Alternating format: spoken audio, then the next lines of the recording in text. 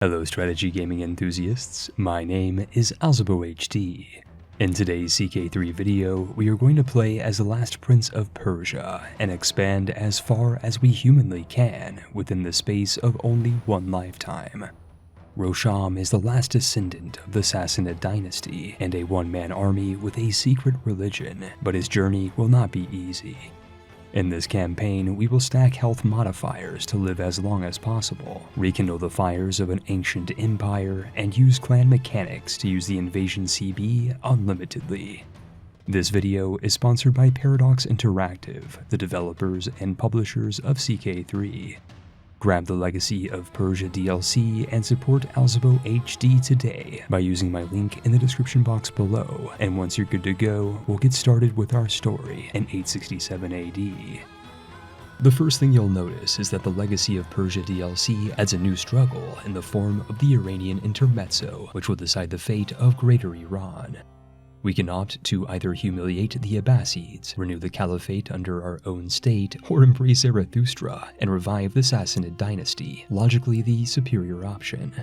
Prince Rosham starts his campaign as the Sheikh of Amul and Farim, and is the vassal to Emir Hassan, an evil Islamic paragon.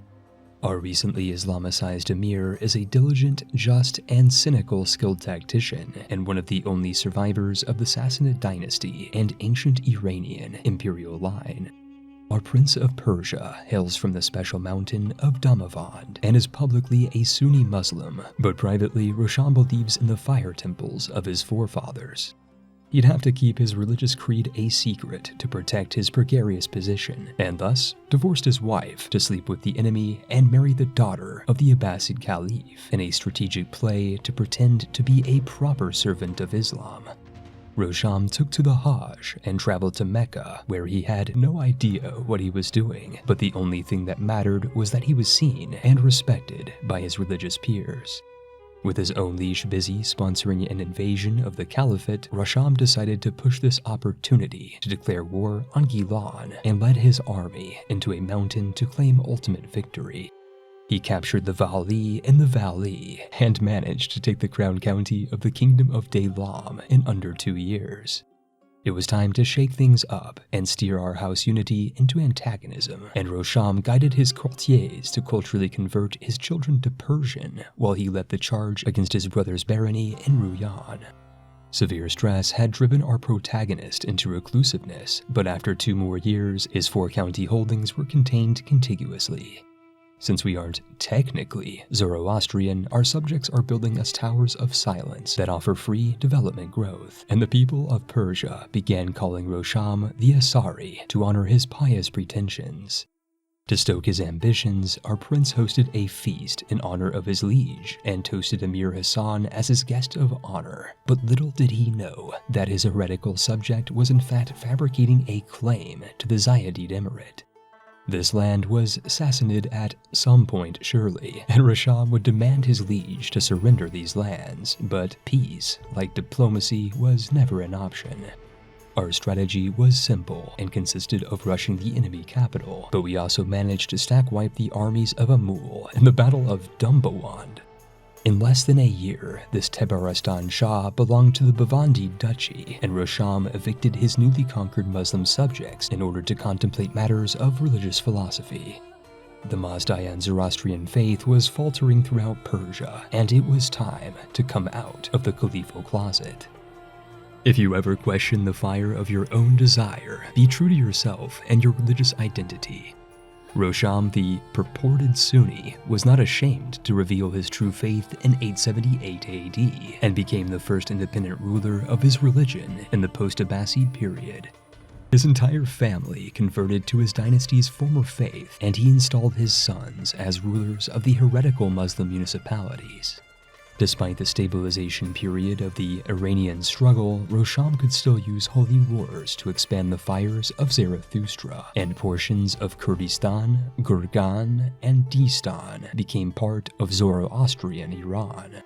Rosham would no longer need to look like an Arab, and would burn his turban, turn his imperial crown upside down, and pimp out his family in combustibly questionable attire. He had found his sense of purpose and had matured into a master strategist, but the surrounding states needed to burn down to be reclaimed in Ahura Mazda's name. The Dulifides would pay for their heresy and were forced to forfeit Qum, and their non-Mazdaean rulers would be fired from their lands.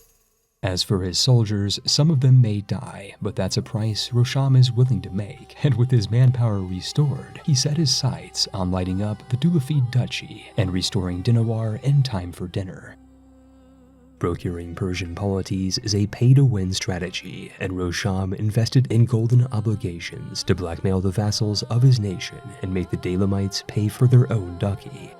The castle walls of Dinawar's capital fell 1 year later, and the Bavandid Emirate grew by a factor of 2, but a lowborn Larajan claimed the title of Artabaristan, and much like Spartacus upon the Via Appia, every man, woman, and child would claim his name. 25 pretenders claimed the Bavandid Tabaristan Shahdom, and Rosham would have to watch his back. In the following years, incursions into Iran were mounting. Tabaristan was taken and forcibly converted, and the Safavids were suffering disaster after disaster. The solution was simple, and our Sassanid sovereign sought to relieve them of their burdens, waging war for the liberation of the Persian kingdom in 886 AD. His Mazdaean military pulled the rug from underneath the unprepared emirate and marched across the polity entirely unopposed. Uzani, his army with fists closed, shakad when the walls fell, and in only 20 months, eastern Persia was at last procured. Our Shah had too much land and needed to expand his duchy into a kingdom, and in 888 sought to liberate the ancient Iranian capital of Isfahan. These Dulafids were destroyed on the field of battle, and in less than half a year, cleansing fire had liberated these lands. Rosham would thus proclaim Isfahan as his capital, and he proceeded to identify as Persian to please his growing population, and became head of the entire nation. There were of course those that disagreed, but they were relieved of their lives. Hostages were sold to the highest bidder, and the peasants were extorted for their meager possessions. Everyone would pay for the formation of Persia, and in 891 AD, the Sassanid dynasty had restored their rule over Iran. At long last, rugs were back on the menu, but blue isn't going to cut it, and we need to restore our Sassanid crest and royal red to revive our Shahdom with historical decorum. For personal fashion, Rosham will need a Sassanid crown, and he'll need to write down the millions of other things expected of him in his new position as Shah. Decent food and lodgings would be expected in his court's new capital, the royal fire of his ancestors would need to be rekindled, and it was time to organize his dysfunctional house members for war. With zero house unity and absolute antagonism, Rosham can technically use the invasion CB unlimitedly, which is by far the easiest way to expand in CK3. The Persian Safavid Sultanate would be the first victim to this casus belli, and in 891, the king of Bling declared war for the Taharid Emirate. Rosham had at last obtained happiness in the form of armed aggression, and his life was reaffirmed by the upcoming taste of sovereign clay. The Shah deserves his cut, and managed to loot an epic fire vessel that would really tie his room together, and after slaying an assassin with his bare hands, Rosham signed for peace with his Persian neighbor, and began taking his meds to extend his lifespan. The most recent addition to the Sassanid nation was the Mazdaean holy site of Adur Burzanmir, which meant that we had the 3 needed to restore the Magi and regain the eternal flame of our holy order. Zoroastrian rulers all over Iran voluntarily sought diplomatic vassalization with our nation, and a hostile invasion of Herat meant that Rosham had enough land to take a stand and end the struggle for Persia once and for all. The Caliph had no power here, and our Shah sought to promote the faith of fire and rekindle the future of Iran. The foundation of the Persian nation could now begin as our Shah automatically obtained the Imperial Persia title, free heavy cavalry, the Flame of Persia dynastic modifier, 10,000 renown, and the automatic conversion of Iranian Emirates to the Zoroastrian faith. This is enough dynastic renown for 5 free legacies, and will embellish Isfahan with a large mausoleum to honor our emperor. The Shahanshah was 49 and feeling fine due to stacking health modifiers, and he was able to peacefully annex his neighbors due to the decision we used to end the Iranian intermezzo. The Safarid state were subjugated 9 months later, while border excursions were pushed further east into India. Bam! It's time to connect our lands and restore rule over the Silk Road, and Khorasan and Gujarat formed the limit of our new frontier. Back in the court of our Crimson King, Rosham's wife and Abbasid queen had died of heart palpitations, leaving a vacancy in the pole position. Family comes first, and since Zoroastrians enjoy wincest, Rosham imprisoned his daughter under house arrest, only releasing her once she conceded to undress for her new father-husband. It was love at first sight, and due to Zwadadu Dadu, this holy union would guarantee the loyalty of Rosham's subjects. Everyone was willing to pay to view the consummation on holy flams, but our nation was heading into inevitable conflict on the Persian periphery. It was the turn of the century, and the Abbasids and Sassanids were at war over the future of Mesopotamia, marking the first time in history that the two strongest states were in open conflict.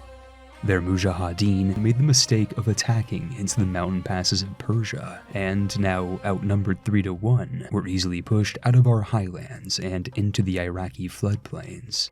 Baghdad and the House of Wisdom were within imperial grasp, and after only 2 years, the River of Babylon rejoined its rightful place under Persian protection. These lands were ceded with Sassanid sons and grandsons, and Kuwait couldn't wait to join their northern neighbor. But the consequences of unending wars of conquest were starting to catch up to our emperor, and civil war was brewing on the horizon. The capital of Isfahan lay open to rebellion, and in 903 AD, separatists extinguished the royal fire and kidnapped our sovereign's sister wife, ultimately ending her life in separatist captivity. It would take months and years for rule to be restored over our fragmented fiefdom, and desperate for his late daughter's wife's embrace, Rosham aspired to deeper depths of piety by seeking his granddaughter Ilkay in marriage. Inbreeding is of course a religious sacrament to Sassanid spirituality, and the event was marked by the revival of the Immortals, the Mazdaean military order. While all 5 of our fire temples were secured, our faith would never be safe with an Islamic caliphate on our border, and in 907, Rosham gave the order to invade Al Jazeera. 1,000 nations of the Persian Empire descended upon Iraq, and our arrows would blot out the sun. But rather than fight in the shade, the Abbasid army was routed in less than a year, and our invasion of the Caliphal nation had come to a close. Our stinky sovereign celebrated his victory by farting on his granddaughter wife, a Farsi flirting technique that won over her heart and made the two soulmates. It must have smelled really bad because Caliph Ahmad had died in the crossfire, leaving his 7-year-old son in charge of the rapidly declining Islamic State. Rosham pushed his advantage by declaring war on a literal child and wrangled the Arabs in Azerbaijan, gaining Baku, the Daylamite kingdom, in under 2 years' time. All of the lands of Iran now lay under the Sassanid nation, and in 910 CE, the Zarathustrian prophecies were fulfilled as our Prince of Persia was declared the Sotiot and chosen one of Zarathustra. Georgia was on his mind, and Armenian acquisitions led to Persia bordering Rome for the first time in medieval history. These heirs of Alexander would answer for the crimes of their ancestors, and the blood of these ancient enemies moisturized our monarch's skin into a healthy complexion, and at nearly 69 he was feeling fine. The Romans were not feeling fine, and Pontus was restored to Persia, while Armenia and Assyria were annexed in the following year. To counter his advancing age, we had Rosham become self-actualized and in tune with the whole of his body, while his immortal infantry dived into Arabia. In Abbasid tradition, there wasn't much of a fight before the child caliph was captive in Syria, and in 13 months the heart of the Islamic Ummah was now under Mazdaean occupation. The holy city of Mecca was transformed into a fire temple, and while Sharia don't like it, Roshan rocked the Kaaba, and jihad was now on the menu. Arabians of all classes and creeds converted en masse to our fiery faith, and in keeping with tradition, Rosham's harem cycled out his streetwalkers for 2 new granddaughter wives. The Sassanid state was growing, but not everyone was happy. We'd have to wrest control of Al Jazeera to redirect Islamic anger, while our vassals were colonizing Ethiopia, but eventually the Iraqi Sunnis were imprisoned and the bubble bath party was over. Bukhara entered our nation through peaceful vassalization, and the Shahdom of Armenia was granted to our grandson Rahula. Our Shoshiant was getting older, and his granddaughter wife bodyguards could not protect him from the Tower of Silence that awaited his mortal vessel. He ate well and consumed medicinal dank, but stacking health modifiers is only preventative and can do nothing against the slow advance of aging. To take his mind off his own mortality, Rosham invaded the Sultanate of Egypt in 921 AD, and had his son and heir lead the Immortals unopposed into the gates of Cairo. It only took one decisive battle upon the Sinai Peninsula for Egypt to submit to Iranian authority, and within 15 months our Army of Light had saved North Africa from the evil of Angra Mainyu. The Abbasid family, long our most fearsome enemy, had by now mostly converted to the teachings of Zarathustra, but rogue Islamic elements still controlled historical Phoenicia. Only war could repair this injustice, but before our armies could arrive, the emirate exploded into Arabian Gulf states. Perhaps the Abbasids thought they could escape the wrath of Ahura Mazda, but despite this delusional play, the plurality of these polities would be annexed into Imperial Iran over the following years. The increasing infirmity of the emperor necessitated the delegation of powers, and the Shahdom of Egypt was granted to Marzaban Mazyar, our grandson and simultaneous great-grandson. Rosham was slowly dying in the presence of his harem of granddaughter wives when 21,000 Sunni Muslims rose in rebellion, but fortunately the rebellion was extinguished and our Coptic Pope vassal was free to return to his hashish in peace. Our sovereign Shoshiant knew he only had a year left to live and devoted his last breath to the liberation of the Byzantine Empire, but despite bringing the fires of Zarathustra to the gates of Constantine, the Shahanshah finally succumbed to old age in 930 AD. His 29-year-old grandson Farzad thus ascended to the Sassanid throne, but can this sadistic and shy adulterer maintain his birthright, or will he squander his state upon secession? Historians are not yet certain, so we'll return Rosham to life and take an inside look at the Persian nation during this interregnum period. In 930 AD, the Sassanid Empire stretches from the Sahara to India and encompasses 40% of the playable area of CK3. Culturally, the superstate is dominated by the Persian ethnicity, which has entered into the early medieval era, and religiously, our realm is ruled by Mazdayana Zoroastrianism, which has replaced Islam as the second largest religion in the entire world. The crown capital of Isfahan is absolutely stacked with development modifiers, and at a development level of 35 is the most civilized city in the entire world, and easily outpaces Constantinople, Rome, and Paris. The Sassanid throne lays in wait for the next great Prince of Persia, and a bountiful booty of epic artifacts await our subsequent Shah. Our Persian protagonist Rosham had lived to be 84 years old and died happily in the presence of his 3 granddaughter wives and 1 secondary daughter wife. In the 5 days before he was judged by Ahura Mazda, Shahanshah Rostam, also known as the Flame of Persia, was a diligent, just, and cynical sovereign with a highly developed sense of skills. This reclusive and deviant man single-handedly revived the religion of his ancestors and is known as the Shoshiant. His story started from obscurity, and with only 2 counties to his name, our Iranian emperor reclaimed the glory of his once-dead dynasty and revived the Sassanid Empire in its globe-spanning entirety. This ancient and antagonistic family is back from the brink, and with a start of only 7 living members in the 867 starting date, has expanded to over 85 living members due to the fertility of our fair-blooded hero, and our dynastic legacies specialize in brilliance and bountiful loins. This is by far the most I've ever expanded in a single lifetime, and if you want to see me continue this story with Satrap Farzad Sharanzadeh and potentially conquer the world, be sure to like this video, and if we get 10,000 likes, I'll create a sequel to fan the flames of this insane campaign. We've made it to the end of today's video, but before you go, be sure to like the video and subscribe to AlzaboHD. This CK3 video was made in partnership with Paradox Interactive, and you should check out the Legacy of Persia DLC today by checking the link in the video description. Perhaps more importantly, I found that there's a character in 867 AD that starts with Zunism as their secret religion, so if you want to see an up-to-date strategy on praising the sun, let me know in the comment box below.